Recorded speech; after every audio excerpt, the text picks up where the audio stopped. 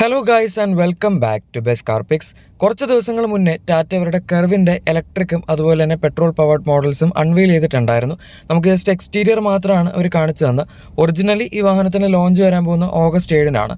പക്ഷേ ഇപ്പോൾ വേറെ കുറച്ച് ഡീറ്റെയിൽസ് കൂടെ നമുക്ക് ലഭിച്ചിട്ടുണ്ട്. അതായത് ഇതിൻ്റെ ഇലക്ട്രിക് വണ്ടിയുടെ കൺഫിഗറേഷൻ, അതുപോലെ ഡീസൽ വണ്ടിയുടെ ട്രാൻസ്മിഷൻ, പിന്നെ കുറച്ച് ഇൻറ്റീരിയേഴ്സിൻ്റെ ഇമേജസ് ഒക്കെ വന്നിട്ടുണ്ട്. അങ്ങനെ കുറേ കാര്യങ്ങളൊക്കെ കിട്ടിയിട്ടുണ്ട്. നമ്മളിതൊക്കെയാണ് ഇന്നത്തെ വീഡിയോയിലൂടെ നോക്കാൻ പോകുന്നത്. ആദ്യം തന്നെ നമുക്ക് ഇലക്ട്രിക്കിൽ നിന്ന് സ്റ്റാർട്ട് ചെയ്യാം. കാരണം ഇവർ ആദ്യം ഇറക്കാൻ പോകുന്ന ഇലക്ട്രിക് ആണ്. ഈ ഓഗസ്റ്റ് 7-ന് വരുന്നു എന്ന് പറയുന്ന വണ്ടിയും ഇലക്ട്രിക് തന്നെയാണ്. പൊതുവെ നമ്മളങ്ങനെ കാണാത്തതാണ്. സാധാരണ കമ്പനികളെല്ലാം പെട്രോൾ അല്ലെങ്കിൽ ഡീസൽ പൊതുവെ നമുക്ക് internal combustion engine powered versions ആദ്യം ഇറക്കും എന്ന് പറയും. അതിനുശേഷം 1-2 മാസത്തിനുള്ളിൽ അല്ലെങ്കിൽ ചിലപ്പോൾ ഒരു വർഷത്തിനൊക്കെ ശേഷമായിരിക്കും ഇലക്ട്രിക് വേർഷൻ ഇറക്കുന്നത്. പക്ഷേ ടാറ്റ ഇപ്രാവശ്യം ഡിഫറൻറ്റ് അപ്രോച്ച് പിടിച്ച് ആദ്യം ഇലക്ട്രിക് ഇറക്കി അതിൻ്റെ ഒരു 2-3 ആഴ്ച അല്ലെങ്കിൽ ചിലപ്പോൾ ഒരു മാസം വരെയൊക്കെ പോകും. അത്രയും ഗ്യാപ്പ് ഇട്ടിട്ടാണ് അവരിതിൻ്റെ petrol or diesel powered versions ഇറക്കാൻ പോകുന്നത്. ആദ്യം നെക്സോൺ ഫേസ് ലിഫ്റ്റ് ഇറക്കിയ നേരെ തിരിച്ചായിരുന്നു.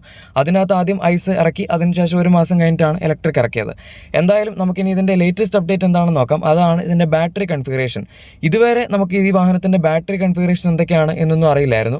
പക്ഷേ നെക്സോൺ EVയുടെ അറിയായിരുന്നു. നെക്സോൺ EV ലോങ് റേഞ്ചിൽ 40.5 kWh ബാറ്ററി പാക്കാണ് വരുന്നത്. ഇവർ ഇതുവരെ ഇലക്ട്രിക് വണ്ടികൾ ഇറക്കിയിരിക്കുന്നതിൽ ആദ്യമായിട്ടാണ് ടാറ്റ ഒരു ബാറ്ററി റിപ്പീറ്റേറ്റീവ് ആയിട്ട് ഉപയോഗിക്കുന്നത്. അത് ഈ വണ്ടിയിലാണ്. ഇതിൻ്റെ ബേസിക് ലെവലിൽ വരാൻ പോകുന്നത്. അതായത് 2 ട്രിംസ് ഉണ്ടാവും. നമ്മൾ നെക്സോണിലൊക്കെ കാണുന്ന പോലെ തന്നെ മീഡിയം റേഞ്ച് ഉണ്ടാവും, ലോങ് റേഞ്ച് ഉണ്ടാവും. അതിൽ മീഡിയം റേഞ്ചിൽ നെക്സോണിൻ്റെ ലോങ് റേഞ്ചിൽ ഉപയോഗിക്കുന്ന 40.5 kWh ബാറ്ററി പാക്ക് ആയിരിക്കും വരുന്നത്. പക്ഷേ അതേസമയം ലോങ് റേഞ്ചിലേക്ക് വരുമ്പോഴേക്കും നമുക്ക് 55 kWh സൈസ് വരുന്ന ഒരു പുതിയ ബാറ്ററി പാക്കാണ് അവർ കൊടുത്തിരിക്കുന്നത്. അത്യാവശ്യം നല്ല സൈസുള്ള ബാറ്ററി പാക്ക് തന്നെയാണ്. നമുക്കിപ്പോൾ ഈ ഒരു സെഗ്മെൻറ്റിലുള്ള വണ്ടികളിലൊന്നും ഇത്രയും വലിയ ബാറ്ററി പാക്ക് അവൈലബിൾ അല്ല. ഈവൻ ZS EV എടുക്കുകയാണെങ്കിൽ പോലും അതിൻ്റെ അകത്ത് മാക്സിമം 50.3 kWh വരെയുള്ള സൈസേ വരുന്നുള്ളൂ. അതിനേക്കാൾ 5 kWh കൂടുതലാണ് ഈ വാഹനത്തിൽ വരുന്ന ബാറ്ററിയുടെ സൈസ്. അതുകൊണ്ട് തന്നെ നമുക്ക് ഇതിനകത്ത് ഏകദേശം 600 കിലോമീറ്റേഴ്സിന് അടുത്ത് വരെയൊക്കെ ക്ലെയിംഡ് റേഞ്ച് എക്സ്പെക്ട് ചെയ്യാം.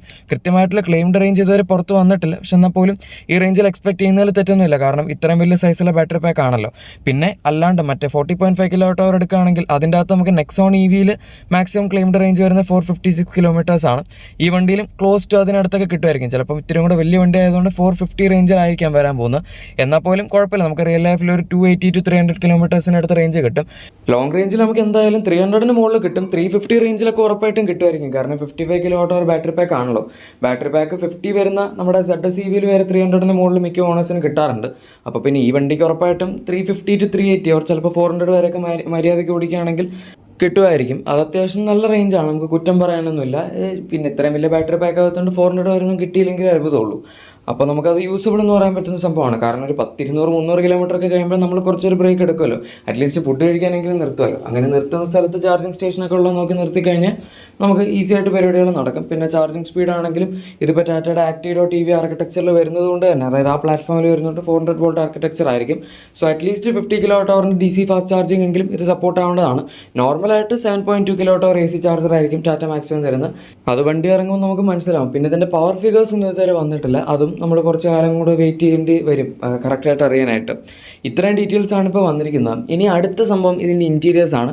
അത് ഇപ്പോൾ ലീക്കായി വന്നിട്ടുണ്ട്. ലീക്ക് ഓർ ടാറ്റയുടെ ഒരു പ്രസ് കോൺഫറൻസ് പറയുന്ന സംഭവം ഉണ്ടായിരുന്നെന്ന് തോന്നുന്നു. അതിൻ്റെ അകത്ത് നിന്ന് വന്നതാണ്. കറക്റ്റ് ഇമേജസ് അല്ല എന്ന് വെച്ചാൽ നമുക്ക് ഫുൾ ഡീറ്റെയിൽ ആയിട്ടൊന്നും കിട്ടിയിട്ടില്ല. ഇതിൻ്റെ ഡിസൈൻ സ്കെച്ചസും അതുപോലെ കുറച്ച് ഇൻറ്റീരിയേഴ്സിൻ്റെ അല്ലാത്ത പിക്ചേഴ്സൊക്കെയാണ് വന്നിരിക്കുന്നത്. ഞാൻ കാണിച്ചു തരാം. ഇതാണ് നമ്മുടെ വണ്ടിയുടെ ഇൻറ്റീരിയേഴ്സിൻ്റെ ഇമേജസ്. ഇതിൻ്റെ ടോപ്പിലത്തെ പോർഷൻ കംപ്ലീറ്റ് പ്രൊഡക്ഷൻ സ്പെക്കിൻ്റെ ഇൻറ്റീരിയർ തന്നെയാണ്. പിന്നെ ഒറ്റയടിക്ക് കണ്ടു കഴിഞ്ഞാൽ കറക്റ്റ് നെക്സോണിൻ്റെ ആ സെയിം ലുക്ക് തന്നെയാണ് ഇതിൻ്റെ ഡാഷ്ബോർഡിലൊക്കെ കിട്ടുന്നത്. 2-ടോൺ ഫിനിഷാണ് കൊടുത്തിരിക്കുന്നത്. ടോപ്പ് പോർഷൻ മൊത്തം ബ്ലാക്ക് ആണ്. താഴത്തേക്ക് വരുമ്പോഴേക്കും നമുക്ക് ചെറിയൊരു ബീജ് പോലത്തെ എലമെൻ്റ് അവിടെ കൊടുത്തിട്ടുണ്ട്. പിന്നെ ടാറ്റയുടെ 2 സ്പോക്ക് സ്റ്റിയറിംഗ് വീലാണ് കൊടുത്തിരിക്കുന്നത്. നെക്സോണിലൊക്കെ ഉള്ളത് തന്നെ ഇലുമിനേറ്റഡ് ലോഗോ വരുന്നത്. സഫാരിയിലും ഹാരിയറിലൊക്കെ 4 സ്പോക്ക് ഉണ്ടായിരുന്നു. പക്ഷേ അതിന് വേറെ ഒരു 2 സ്പോക്ക് തന്നെയാണ് പിടിച്ചിരിക്കുന്നത്. പിന്നെ നമുക്കറിയാം 12.3 inch touch screen infotainment system ഇതിനകത്ത് ഇപ്പോൾ കാണാം. അതുപോലെ 10.25 ഇഞ്ചസിൻ്റെ ഫുള്ളി ഡിജിറ്റൽ ഇൻസ്ട്രുമെന്റ് ക്ലസ്റ്റർ കൊടുത്തിട്ടുണ്ടാവും. അതുപോലെ ഡ്യുവൽ സോൺ ഓട്ടോ AC, പിന്നെ പാനറോമിക് സൺറൂഫ് ഒക്കെ ഇതിനകത്ത് ഒബ്വിയസ്ലി വരുന്നതാണ്. പവർ ഡ്രൈവർ സീറ്റ്, അതുപോലെ നമ്മുടെ വെന്റിലേറ്റഡ് സീറ്റ്സ്, പിന്നെ വയർലെസ് ചാർജർ, അങ്ങനത്തെ ഫീച്ചേഴ്സ് എക്സ്പെക്ട് ചെയ്യാം.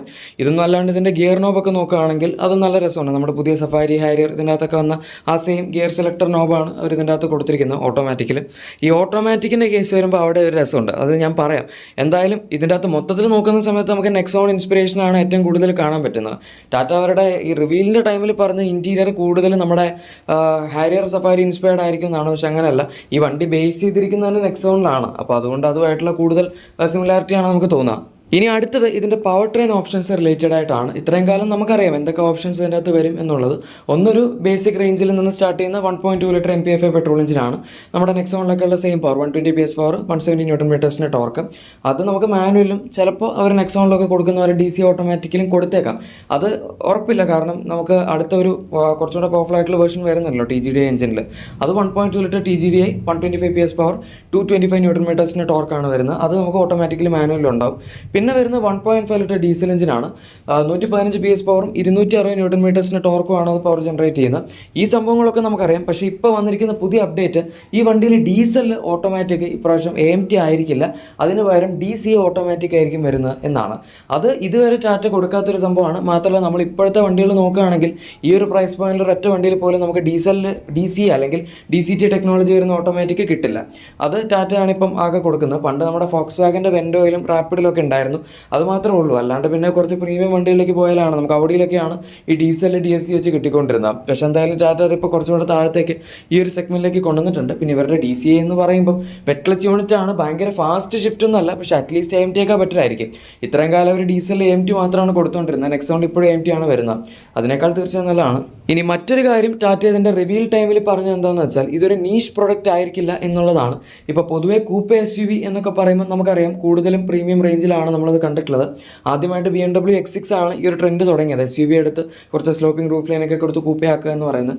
കൂപ്പെ എന്ന് പറഞ്ഞ പേര് ആദ്യം അതിൻ്റെ അകത്തല്ല വന്നത്, അത് പണ്ട് മുതലേ ഉള്ളതാണ്.